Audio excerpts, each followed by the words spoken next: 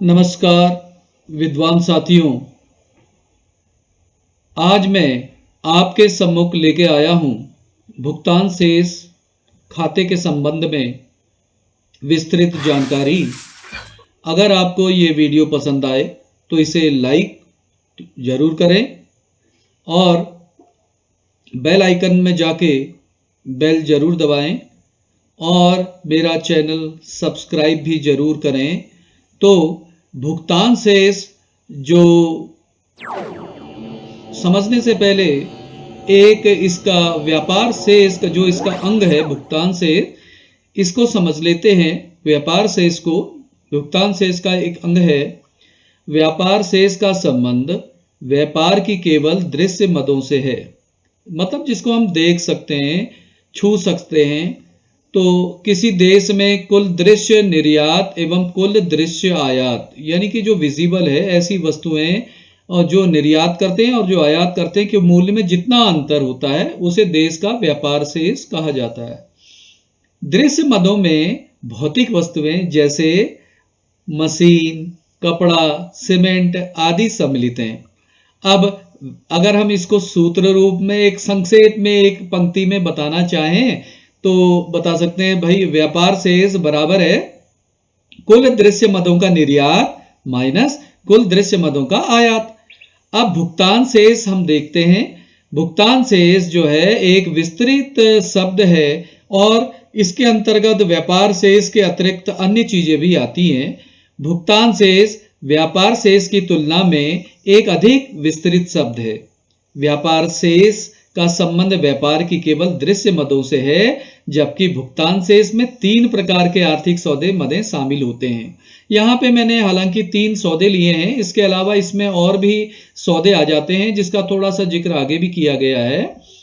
तो दृश्य मदों में भौतिक वस्तुएं, ये हम पढ़ चुके हैं अभी। जैसे दृश्य मदों में भौतिक वस्तुएं जैसे मशीन, कपड़ा, सीमेंट आदि सम्मिलित हैं। इन्हें दृश्य मदें इसलिए कहा जाता है क्योंकि ये वस्तुएं किसी पदार्थ से बनी होती है। अब देखेंगे हम अगली चीजें क्या शामिल हो सकती हैं। अदृश्य मदें, इसमें सभी प्रकार की सेवाओं का मूल्य शामिल किया जाता है। इसे अदृश्य मद इसलिए कहते हैं क्योंकि ये सेवाएं जैसे बैंकिंग, जहाजरानी सेवाएं किसी पदार्थ की नहीं बनी होती हैं। तीसरी चीज इसमें महत्वपूर्ण ली है पूंजी अंतरण। इसके अंतर्गत पूंजीगत प्राप्तियों और भुगतानों को सम्मिलित किया जाता है। और इसके अलावा 1-2 मदें और भी हम जोड़ सकते हैं, जैसे भूल चूक है या सोने का लेन देन है। इस तरह जो भी चीजें आती हैं और भी जोड़ सकते हैं इसमें चीजें भुगतान शेष में। भुगतान शेष की परिभाषा बेनम द्वारा दी गई है, वो इस प्रकार है। किसी देश का जो भुगतान शेष होता है, जो भुगतान शेष है किसी दिए हुए समय में सारे संसार के साथ उसके लेन देन का लेखा है, अकाउंट है। इसकी विशेषताएं क्या हैं जो हम बनाते हैं भुगतान शेष। तो जैसे हम घर में सामान्य अपना लेखा जोखा बनाते हैं, एक पन्ने में ये बाईं तरफ एक चीज दिखाते हैं क्रेडिट और एक तरफ डेबिट दिखाते हैं। एक तरफ आमदनी के स्रोत और एक तरफ व्यय कहाँ किया गया है। इसी तरह से भुगतान शेष भी देश का जो पूरा है उसका संसार के साथ जो लेन देन का जो लेखा जोखा है उसका हम विशेषताओं के रूप में इस तरह क्रमबद्ध लेखा रिकॉर्ड रखते हैं। यह एक देश का अन्य देशों के साथ किए गए आयात निर्यात संबंधी भुगतानों में प्राप्तियों का क्रमबद्ध लेखा होता है।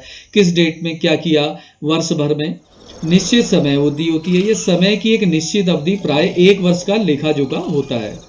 व्यापकता होती है इसमें, सभी प्रकार की दृश्य अदृश्य, यहाँ पे नहीं लिखा हुआ दिख रहा आधा, अदृश्य एवं पूंजी अंतरण की मदों को शामिल किया जाता है। दोहरी अंकन प्रणाली होती है इसमें।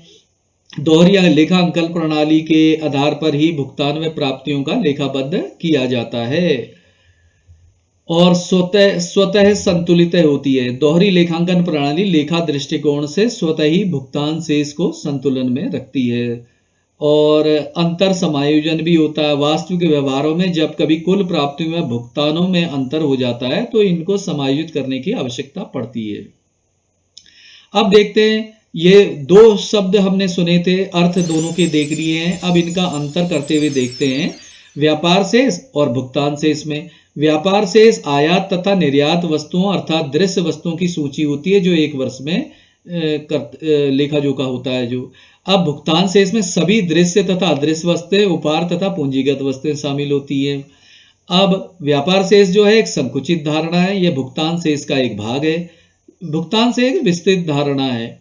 यह व्यापार शेष जो है यह देश के आर्थिक संबंधों तथा आर्थिक समृद्धि का सही सूचक नहीं है।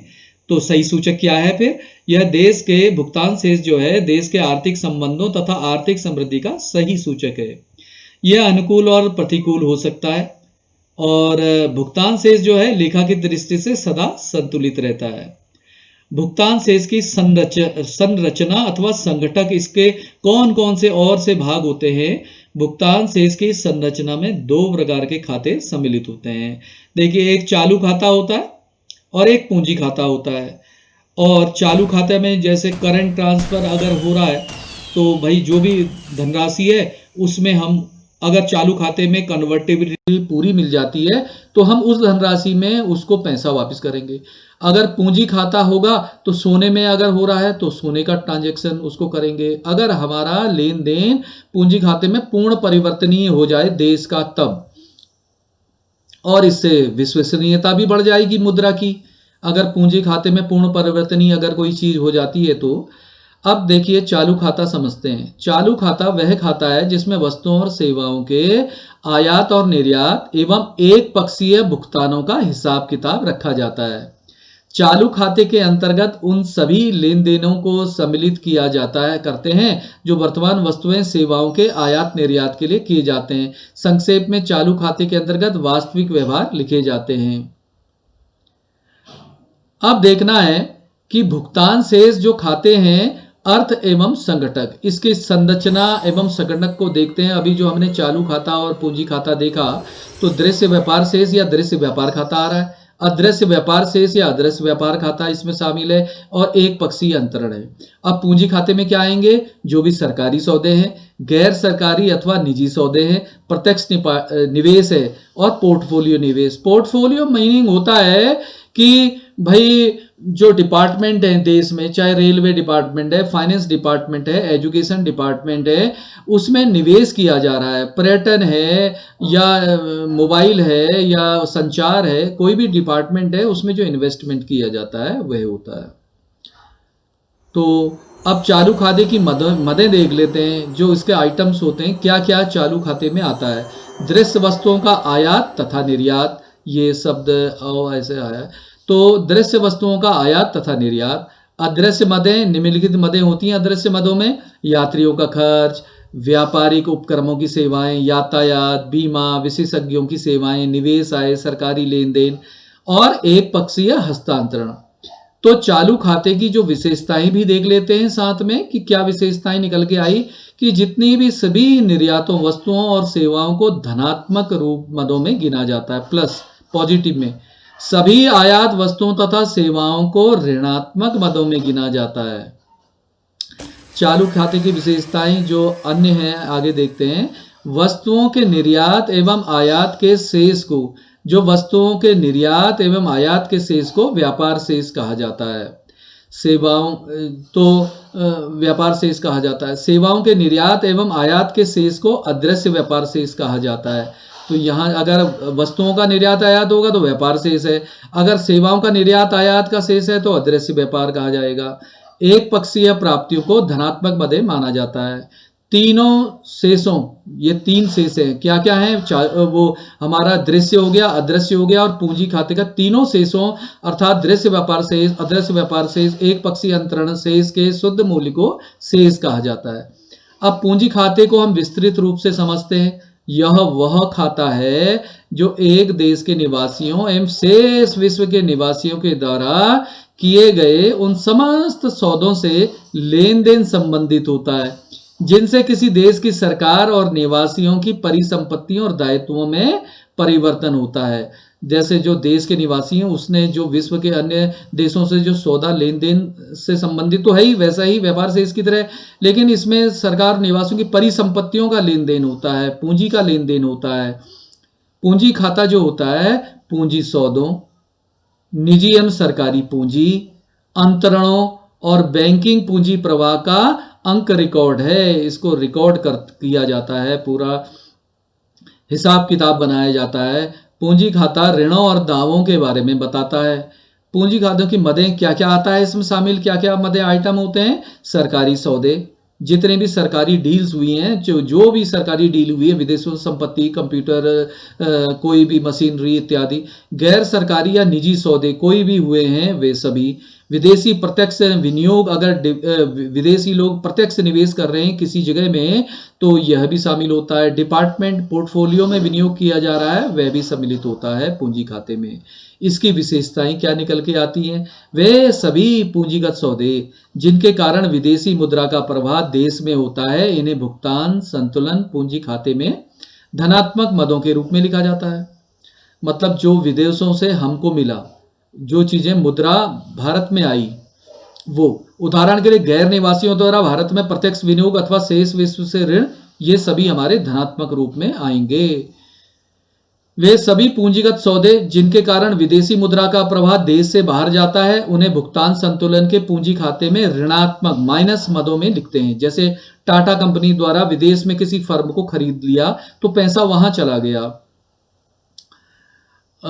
3 प्रत्यक्ष विनियोग, जो तीसरी मदें जो इसमें खाते में आएंगे, प्रत्यक्ष विनियोग हो गया। पोर्टफोलियो विनियोग के शुद्ध मूल्य को, तीसरी चीज जो विशेषता में है, शुद्ध मूल्य को पूंजी खाते के शेष में लिखा जाता है। अब हम देखते हैं भुगतान शेष की अन्य मदें।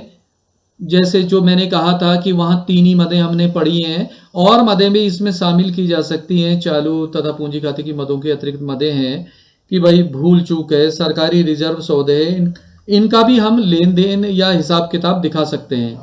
तो सरकारी रिजर्व सौदे में देश के सरकारी रिजर्व, हमारे देश में शेष जो विश्व की सरकारी परिसंपत्तियां भी शामिल हैं। अब देखते हैं हम भुगतान शेष के चालू खाता और पूंजी खाता में अंतर। तो चालू खाते में वस्तुओं और सेवाओं के आयात निर्यात और एक पक्षीय अंतरणों का विवरण होता है। भुगतान शेष में सभी लेन देन दर्ज होते हैं जिनमें एक देश के निवासियों द्वारा शेष विश्व से पूंजीगत परिसंपत्तियों तथा दायित्वों का आदान प्रदान होता है। जितने भी पूंजी खाते में वे सभी लेन देन दर्ज होते हैं जिनमें एक देश के निवासियों द्वारा शेष विश्व से पूंजीगत परिसंपत्तियों तथा दायित्वों का आदान प्रदान होता है। और यहाँ वस्तु सेवाओं के आयात निर्यात का एक पक्षीय अंतरणों का विवरण था। चालू खाते के लेन देन प्रवाह के रूप में होते हैं, प्रवाह के रूप में होते हैं, और पूंजी खाते के लेन देन स्टॉक के रूप में होते हैं। चालू खाते संबंधी लेन देन देश की चालू आय में परिवर्तन लाते हैं। पूंजी खाते संबंधी लेन देन देश की पूंजीगत स्टॉक को प्रभावित करते हैं। अब देखते हैं भुगतान शेष की चालू खाते की मदें कौन कौन सी हैं। लेनदारी या जमा के रूप में, अदायगियां देनदारी के नाम से। जैसे छोटे छोटे क्वेश्चन पूछे जाते हैं, भुगतान से में चालू खाते की कुछ 2 मदें बताओ, तो भाई कोई सी भी लिख लो। वस्तुओं का निर्यात, वस्तुओं का आयात। जैसे अगर देनदारी होगी तो आयात में देनदारी होगी, और अगर लेनदारी होगी तो निर्यात जब हम करेंगे तब लेनदारी हो जाएगी। तो ये मदें हैं। सेवाओं का निर्यात और सेवाओं का आयात, घरेलू विशेषज्ञ की सेवाएं, विदेशी विशेषज्ञों की सेवाएं, स्वदेश में विदेशी सरकारी खर्च, विदेश में स्वदेशी सरकारी खर्च, विदेशों से प्राप्त दान तथा उपहार, विदेशियों को दिए दान तथा उपहार, घरेलू यातायात का विदेशी प्रयोग और विदेशी यातायात का घरेलू प्रयोग। अब हम देखते हैं भुगतान से पूंजी खाते की मदें क्या क्या हैं। विदेशी निजी ऋणों की प्राप्ति, और यहाँ अदायगी होगी तो स्वदेशी निजी ऋणों की वापसी करनी होगी। जो हमने विदेशों से निजी ऋण लिए हैं वो वापस करेंगे।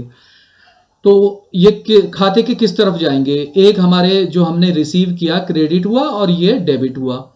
बैंकिंग पूंजी का आंतरिक प्रवाह, बैंकिंग पूंजी का बाह्य प्रवाह। पूंजीगत प्राप्तियां हुई और तो पूंजीगत भुगतान हुए देनदारी में। अंतर्राष्ट्रीय स्वर्ण विक्रय, अंतर्राष्ट्रीय स्वर्ण क्रय। रिजर्व में मौद्रिक स्वर्ण प्राप्तियां, रिजर्व में मौद्रिक स्वर्ण भुगतान। तो ये सभी क्या हैं? मदें थी इसकी। अब पूछ लिया अब पूंजी खाते की 2 मदें बताओ परीक्षा में, तो इसमें से आप 2 मदें कोई सी भी लिख लीजिए। पूंजीगत प्राप्तियां, रिजर्व मौद्रिक स्वर्ण प्राप्तियां, कुछ भी लिख लीजिए। अब क्या जो भुगतान शेष होता है खाता, ये संतुलित रहता है क्या हर समय? ये संतुलित माना जाएगा। एक देश का भुगतान शेष सदैव संतुलन की स्थिति में होता है, क्योंकि इसका विवरण बही खातों के समान दोहरी प्रविष्टि के लेनदारी तथा देनदारी के आधार पर तैयार होता है। सारी प्रविष्टियों को सही ढंग से भरने पर विवरण में कुल लेनदारियां कुल देनदारियों के बराबर होती हैं। क्योंकि लेन देन के दोनों पक्ष राशि में बराबर होते हैं। यही कारण है कि लेखे की दृष्टि से भुगतान से सदैव संतुलन में रहता है। लेखे की दृष्टि से अब मान लिया जाए हम बैंक का ही अकाउंट बनाते हैं कि पैसा तो निश्चित था, हम ले रहे हैं और दे रहे हैं, तो वो उसका हिसाब मिलना चाहिए। ऐसे ही भुगतान शेष का भी लेन देन के हिसाब से तो सदैव संतुलन में रहता है। हाँ, व्यवहारिक दृष्टि से भुगतान शेष असंतुलित हो सकता है जब चालू, वो भी किससे, पूंजी खाते के नहीं, चालू खाते में घाटा या अधिक हो तो पूंजी खाते की सहायता से, जो पूंजी खाते का अकाउंट है उससे वहां पे संतुलन स्थापित किया जाता है। ये शब्द संतुलन होना, स्थापित होगा यहाँ पे। तो चालू खाते का जो घाटा हो जाता है लेन देन में, आयात निर्यात में, वो पूंजी खाते के घाटे से पूरा कर लिया जाता है और तो अंततः जो भुगतान शेष का जो संतुलन है वो संतुलन में आ जाता है, सदैव संतुलन बन जाता है अंततः। अब भुगतान शेष में अगर असंतुलन होता है, चाहे चालू खाते में ही हो, तो उसके कारण क्या है? प्राकृतिक कारण है, मतलब भुगतान से इसमें असंतुलन हो गया तो क्या कारण रहे होंगे असंतुलन होने के? सबसे पहला प्राकृतिक कारण। प्राकृतिक कारण जैसे भूकंप, अकाल, सूखा इत्यादि भुगतान संतुलन में असंतुलन उत्पन्न कर देता है। आर्थिक कारण, विकास में ज्यादा व्यय हो गया, व्यापार चक्र के कारण बढ़ती कीमतें, आयात प्रतिस्थापन, अन्य आर्थिक कारण जो हो सकते हैं ये भुगतान में असंतुलन उत्पन्न कर सकते हैं। राजनीतिक कारण, आर्थिक सुरक्षा व्यय, अंतर्राष्ट्रीय संबंध, दूतावासों का विस्तार, राजनीतिक अस्थिरता, ये सभी कारण होते हैं जिसके कारण कि भुगतान शेष असंतुलन हो जाता है। और सामाजिक कारण भी होते हैं कुछ, लोगों की रुचि, यहाँ लोगों की रुचि है, स्वभाव और फैशन में परिवर्तन आ सकता है। अब परिवर्तन आ गया, इससे देश की उपभोग प्रवृत्ति, आयातों और निर्यातों पर प्रभाव पड़ता है। यह परिवर्तन भी भुगतान संतुलन में असंतुलन का कारण बन सकता है। तो ये हमारी वीडियो थी भुगतान संतुलन के संदर्भ